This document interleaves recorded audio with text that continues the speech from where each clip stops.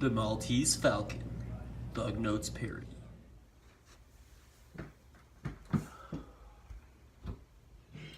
What's up, y'all? I'm Espo. This is Thug Notes. I'm gonna be talking about chapter 1 and 2 of the Maltese Falcon Cub, but I'm gonna keep it 100 with you first. The chair, ignore it. Make some weird sounds. It's what thugs do. Alright, first let's get started. Again, this is my perp. Ignore it.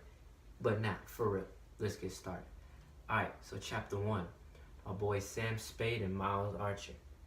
Cleanest duo on earth. They chilling, they working, right?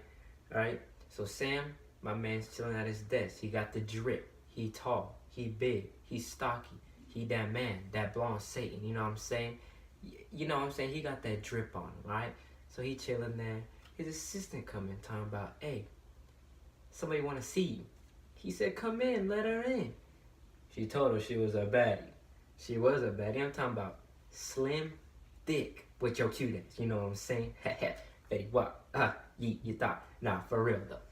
She was bad though. She walks in, gives him a story. Her name is Miss Wonderly. You know, that's what we think. I'll get to that later. But she gave him a fake story. Something about her sister ran away and stuff like that. Man, we blacks, we don't run away. You run away, you don't got a home when you come back. You run away, you get capped on the street. But we'll ignore that, right?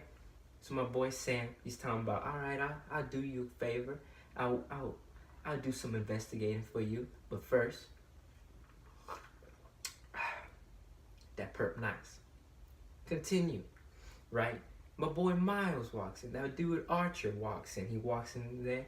He says, oh snap, all right, maybe I should leave. You got a baddie in here, you know, I don't want to cock block on him, you know what I'm saying? But nah, my boy Sam waves him in. He come in, they talk, right? So, this dude Thursby. That dude Thursby. Remember that name, it's important, right? So Thursby was some dude that was messing with Miss Wonderly, right? She afraid of him, right? But she's supposed to meet him, because Thursby, the dude that supposedly has her sister. Her sister, right? The one I said earlier, her sister. Right? So she's supposed to meet him at a hotel, have little drinks, you know, get a little litty like a titty, but, you know, it don't happen like that. So, Spade tells Miles that he'll go and tell him, see where her sister's at, you know, snag her back and get her going, you know what I'm saying? So, now we're on to chapter 2. They later on that night, right? My boy Miles goes down there to see her, you know, trailer, right? But instead, he gets hit with that hacky stick. He gets dropped, straight Draco whipped. Clackle flapple. That's some white people stuff, but still, that's a word. He got hit with that beezy weezy, that beezy stick. That's a nice one right there. He got hit with it, right? So now my boy Archer's dead. My boy Sam, you know, he's out like a light aid in his bed, and then he gets a call talking about your partner's dead. Man, in the hood, you know what happened when you get a call talking about your partner dead? You get up, get your Draco, you go out and you find him. But first, you take a sip of that perk. That's good. Alright, continuing. Don't mind the flat. Continuing, alright? They go. My boy Spade. My boy Spade, right? Where I left off. So my boy Spade saw his dead partner. He's like, dang, he got dropped, right? Man, I would have been out of there, you know what I'm saying? My boy G or Jack or Logan got dropped. I would have been out of there. You'll see who they are in a minute, you know what I'm saying? I'm going to pan over and you'll see them, right? Whatever, though. Right. So after all that, you know, my boy Spade, he go back. He a little hurt in the heart, in the mind, everywhere he hurt. Right, so he chilling, and then the police come up to him talking about, did you do it? Boy, what you mean if I did, I do it? Boy, I would have hit him, boy, I would have dropped him. You don't understand. How am I gonna kill my own partner? That's some op stuff right there. We don't mess with that op stuff. It's 1928, you know what I'm saying? But, whatever, bro. They the real ops, but it's whatever. Right, so they accuse him, my boy Spade basically tell him like, I didn't do it, you know, I didn't do it. Hashtag free Spade until it's backwards, you know what I'm saying? I just mess with you, I'm messing with you. But he didn't do it for real though. So he tells the cops tell him, alright, later. So next day at work, Spade tells his assistant Evie, hey, keep Eva away from me, you know what I'm saying? Cause don't want her near me, right? Little did he know she was already there, chilling in his office. That's chapter 2. Jack's taking over now. Sorry, excuse my friend from before. It's time for my summary, a little bit more proper side.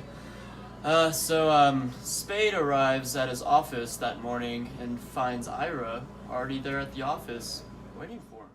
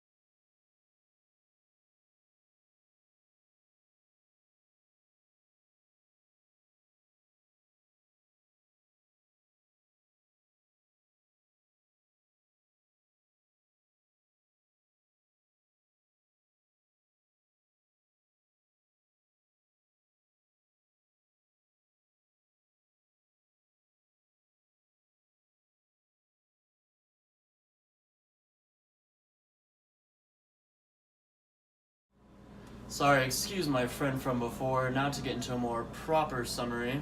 Chapter 3, Spade arrives at his office at 10 o'clock in the morning and meets Iva, who's already there waiting for him. So Iva quickly asks Spade if he was the murderer of Miles, her husband, even after their affair that they've been having. So she soon becomes apologetic and cries in his arms.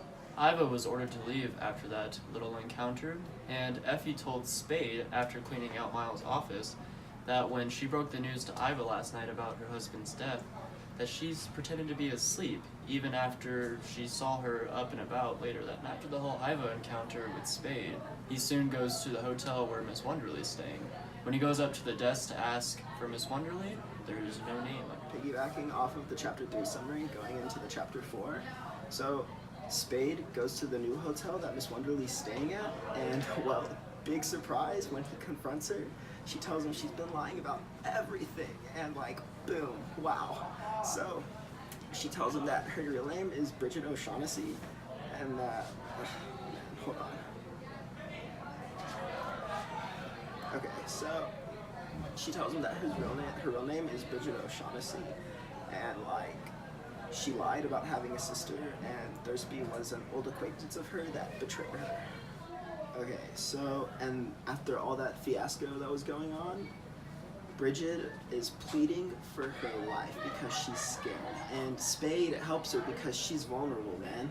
And so he then says, I'm gonna need more money because what I'm doing right now for you, that $200 you gave me before just isn't gonna cut it. So I'm gonna need $400, okay? Thank you. So, later on in the day, Spade finally goes back to his office. He's talking with Effie, and then she says that there's this man that's come in to see him, right? And so, he ends up telling him that his name is Joel Cairo, and that he's gonna give him $5,000, man, for the recovery of a black bird that's somehow got its way into San Francisco. while they're talking and he's like saying all that stuff to him, Effie like knocks on the door really quietly because she doesn't want to interrupt. She pokes her head in and she tells him, and she asks if she can leave, and he just says, yeah, go ahead, sweetie, like make sure you lock the door behind you. And then when he turns around, something shocking happens. You're just gonna have to wait for the chapter 5 summary. Yeehaw, brothers. So when we last left the Maltese Falcon, Joel Cairo had been into the room and he has a gun. So he points it at Spade and says that he's going to search his office. First, she searches Spade for a gun, and Spade elbows him right in the face, and he squeals louder than a stuck pig. So Spade knocks Cairo unconscious, and he puts him in a chair and searches his possessions. He finds clippings of a newspaper about Thursby and Archer's murder, and he also finds an opera ticket scheduled for later that night. So, once Cairo awakens, he tells Spade that he'll pay him $200 to find a statuette bird, and then $5,000 once the bird is recovered. So, Spade asks him who he's working for, and Cairo will not tell him. So Spade agrees to look for the bird for the $200 and the $5,000 afterwards. And then Cairo gets his gun back from Spade, points it at him, and still continues to search his office, but in a quite gentlemanly way. He doesn't kill him, he doesn't hurt him, which is quite amazing, honestly.